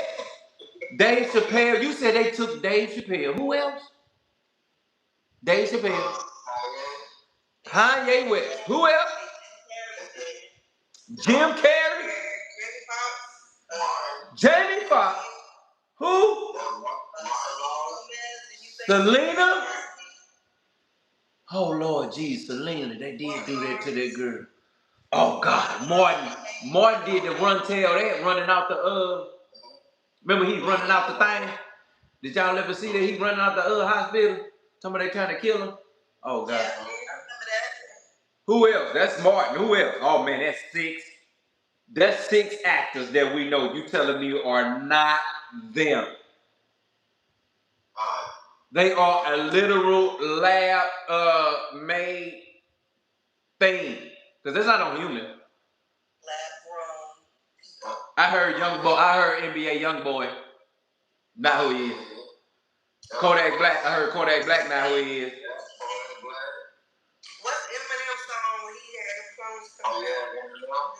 Eminem, they saying he ain't. Eminem ain't who he is. Oh, that's 10. I think that's 10. That's a good 10 piece right there. He made a video with the clones coming out. He made a video about clones? I know he had that song, The Real Stuff.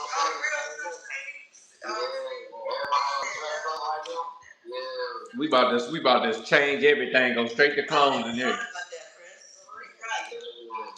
About to change everything, go straight to clones in here. What? That's 10. That's 10 regular people. They've been indoctrinating us for years. That's 10 regular people.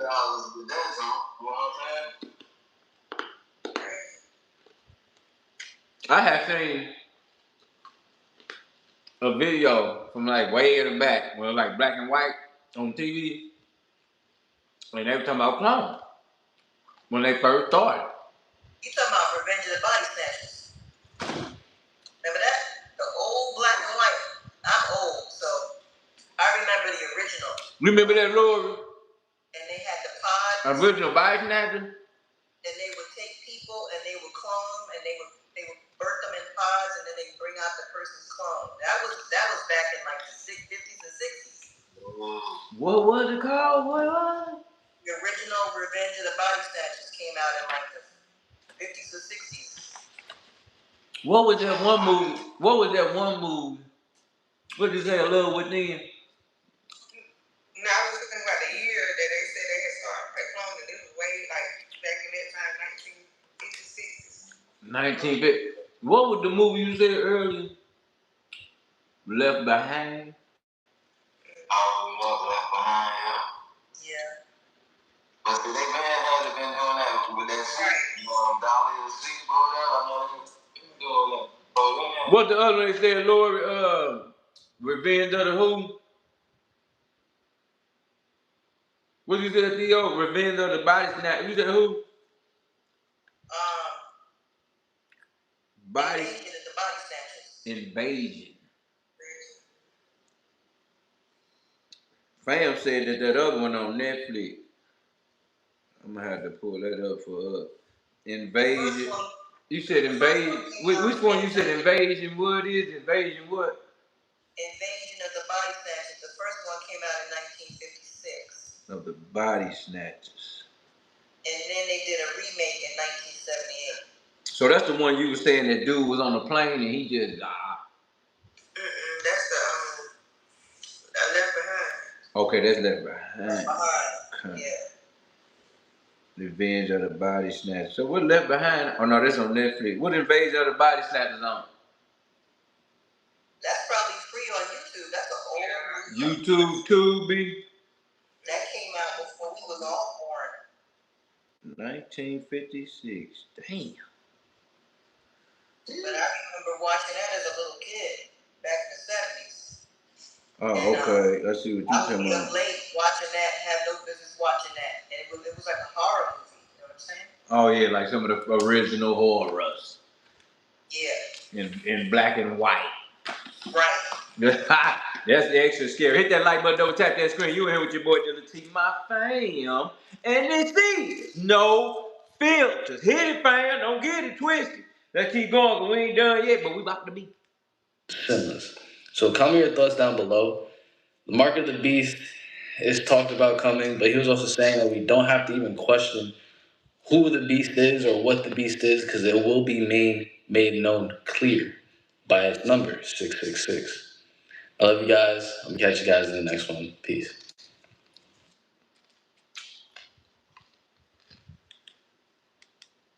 David Muir, ABC's World News Time. Yesterday, Donald Trump posted a picture. Many believe that he was depicting himself as Jesus Christ. That image has since been removed and taken down. Obviously, as you would expect, a ton of backlash came his way.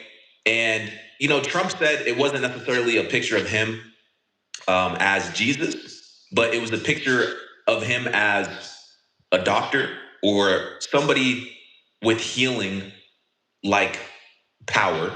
And he said it had something to do with the Red Cross. So, like I said, totally missed this story yesterday. Let's talk about it. I guess we should start with this video right here. Or maybe we should just start with the image, because maybe some of y'all are not familiar with the image itself.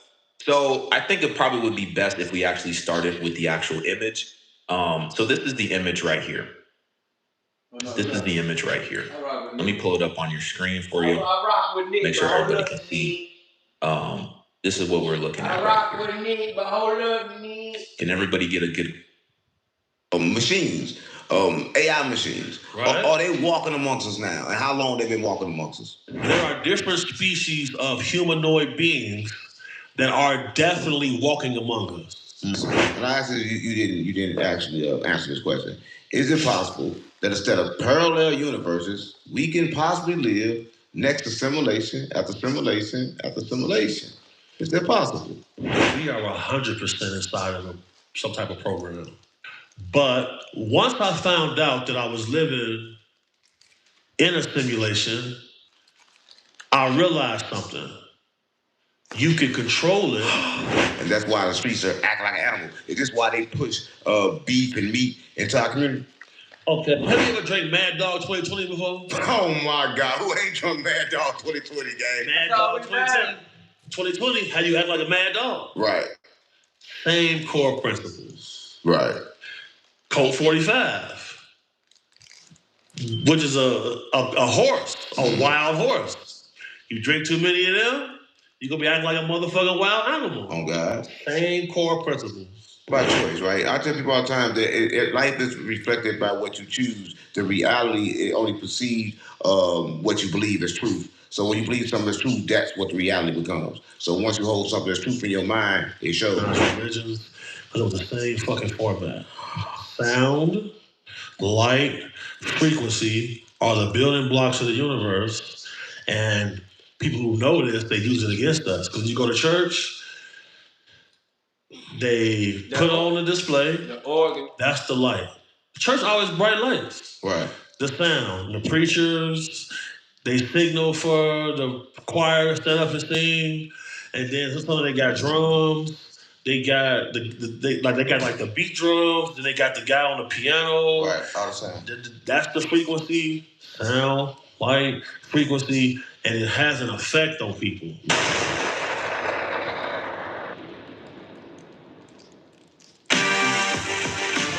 We're not doing that. We're not doing that.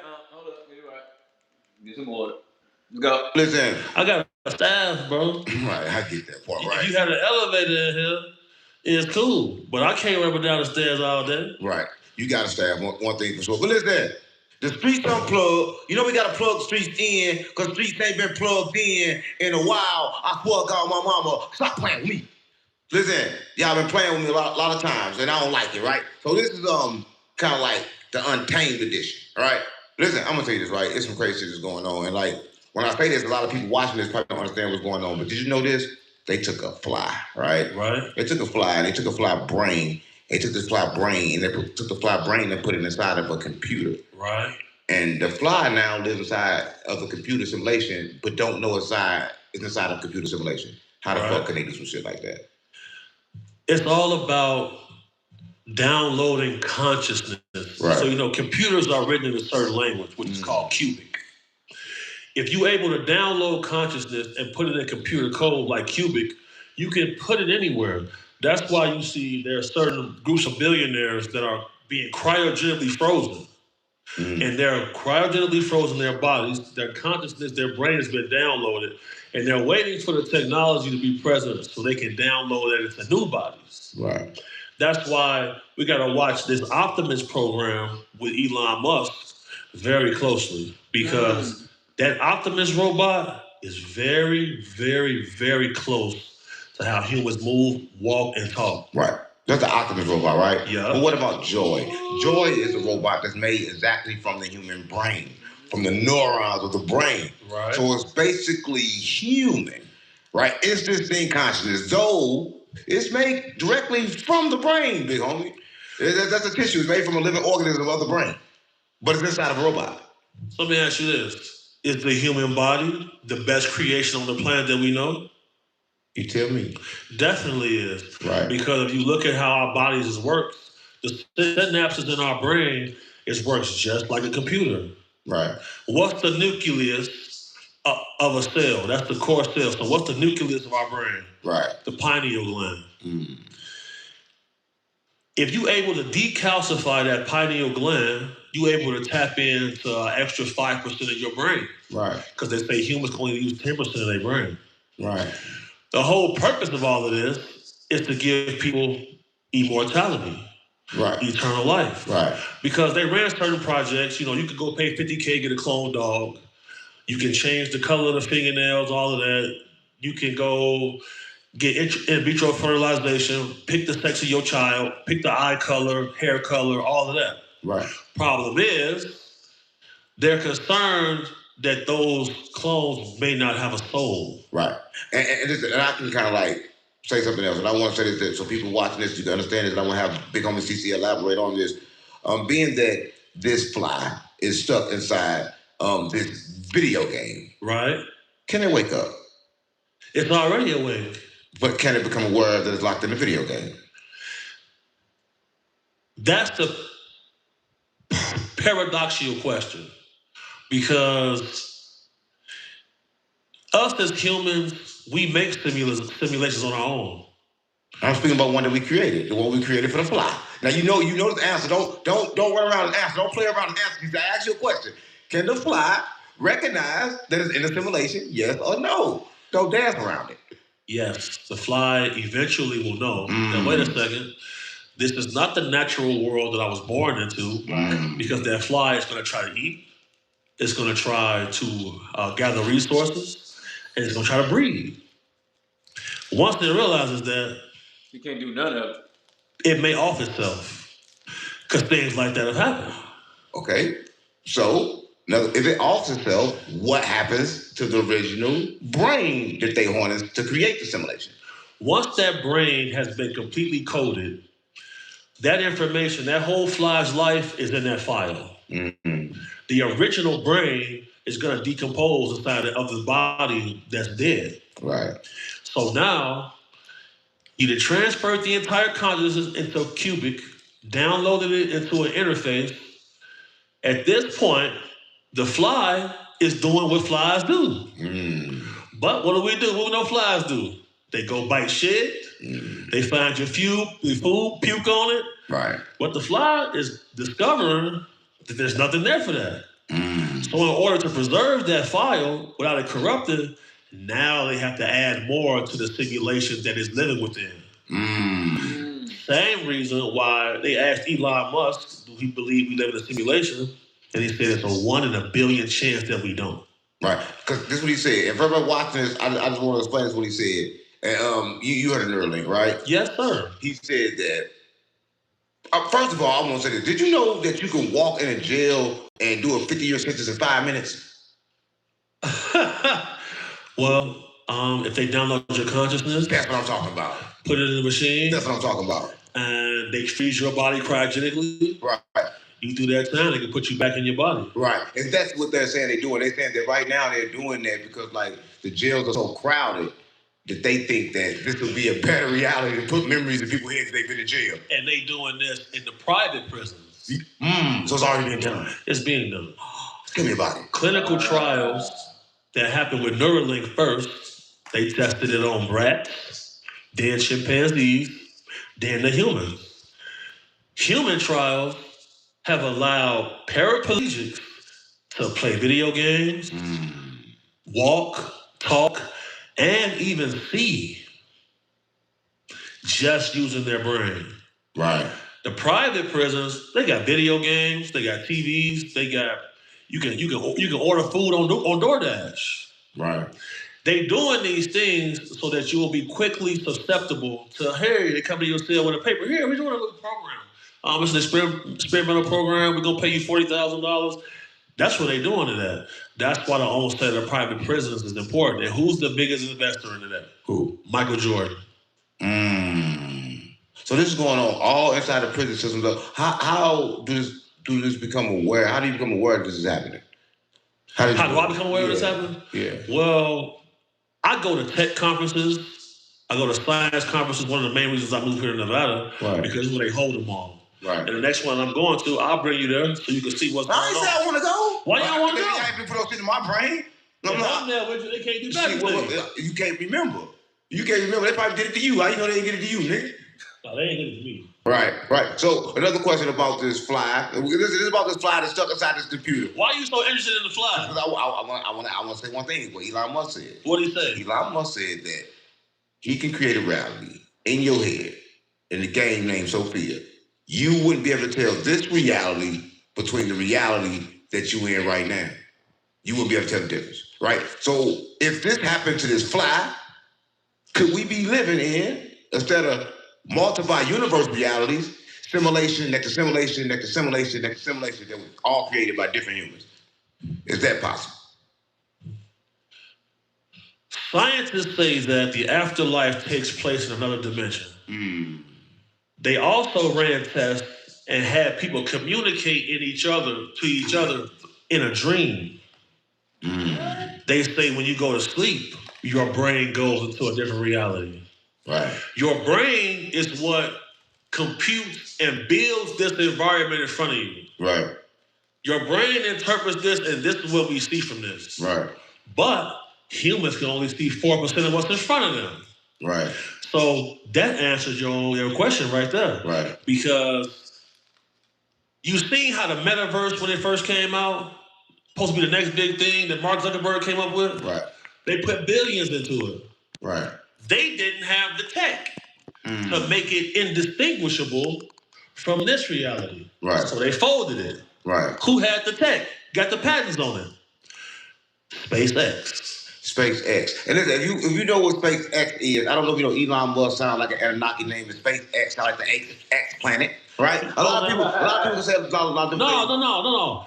You say this untamed? Yeah, it's untamed. We going untamed. Let's go. Keep it 1,000. 1,000. Because I'll be telling people, they hit me up, oh, big homie, make Unc say this. I can't make Unc do nothing. Everybody who know Unc knows you can't do that. Well, Elon Musk from the X planet. I'm gonna say it like that. He from the X He planet. said in the interview himself that he's an alien trying to get back. Yeah, he is. He said that. He's from the X planet. So how you feel about Matt Gaetz, congressional rep, coming out saying he got debriefed on alien-human hybrid breeding programs? Because we was the only ones who said everybody we see is not flesh and blood human beings. Right. Me and you the only ones said that. Right. You got the video. Right. The classic UFO is the saucer shaped and there's something on top. And I've never seen anything. I've not seen it. Well, I take that back. I've seen things, but that's since I've been in Congress and I'm not allowed to discuss this. I would just hope that the president would disclose everything that I've seen in every skiff I've been in every confidential conversation, every picture I've seen, every video I've seen. I wish that he would release all those. Would that change the world? I mean, would that change? No, I don't think so. I think we just realize that we're one grain of sand in 100 million beaches. And I mean, if you think we're the best that God can do, I think you greatly underestimate God. And you know what I kind of like realize when we think and people don't understand, these are machines. What we call demons, entities, they created machines created by humans, I believe. I feel like, I'm not going to say you're wrong, but I feel like they stuck in a simulation just like us. Yeah. Because Joe McGonigal, the head remote viewer from the CIA, said that when he remote viewed Mars 1 million years ago, he's seen pyramids, he's seen a giant race of people. Some of them said they had their time, they're going to die on Mars. The others said they're going to go to a nearby planet. Right. But which is here. What about robots that got consciousness? What I'm telling you is these robots are tricking humans to make them conscious. So they come into this reality as robots, but they're actually conscious. They're actually aware. That's what I'm saying. How did they build each learning language model, which is AI? They don't understand. They directed neurons to work together, and all of a sudden they start picking up information. That's what they said. Now, the way that they populated this information, this is why Google got sued. Because they was illegally harvesting all our information and feeding it into a machine. This is why Eric Weinstein, his wife was a whistleblower on Google. He said one day she went to the park, got hit by a car, she was dead. Right. They couldn't find the car. Same thing happened to Sergeant Carl Wolf. The guy who called me out to come be in security, he showed me pictures of the moon. He showed me his Pentagon ID. He said his job was to edit these footage so it looks normal. Some of the shit that he showed me looked like a giant plow on the moon, 2 miles long. Now, when you looking at all this information, what did Joe McGonigal say again? He said when he remote viewed the moon 1 million years ago, there was settlements there. He said he saw black people there.